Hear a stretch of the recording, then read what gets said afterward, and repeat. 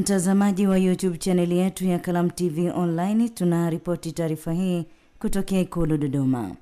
Rais wa Jamhuri ya Muungano wa Tanzania Mheshimiwa Dr. Samia Suluhu Hassan amemwasili mtoto mchanga wa kike leo tarehe 11 Machi 2026 katika makazi yake Ikulu Chamwino mkoani Dodoma.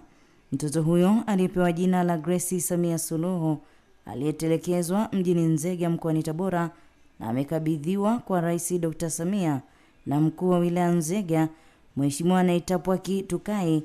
Akizungumza wakati wa kumkabidhi mtoto huyo, mkuu wa wilaya Mheshimiwa Tukai amesema mtoto huyo aliokotwa tarehe 17 Januari mwaka huu akiwa ametelekezwa katika eneo jirani na nyumba ya wageni ya Kasulu Nzega mjini. Alieleza kuwa baada ya kupokea taarifa hizo alishirikiana na jeshi la polisi kumchukua mtoto huyo na kumpeleka hospitalini kwa uchunguzi na uangalizi, huku juhudi za kumtafuta mama yake zikiendelea bila mafanikio.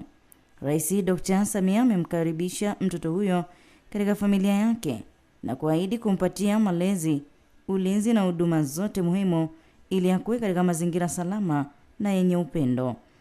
Usisahau kubonyeza alama subscribe kwenye YouTube channel yetu ya Kalamu TV Online ili uwe wa kwanza kupata taarifa zetu.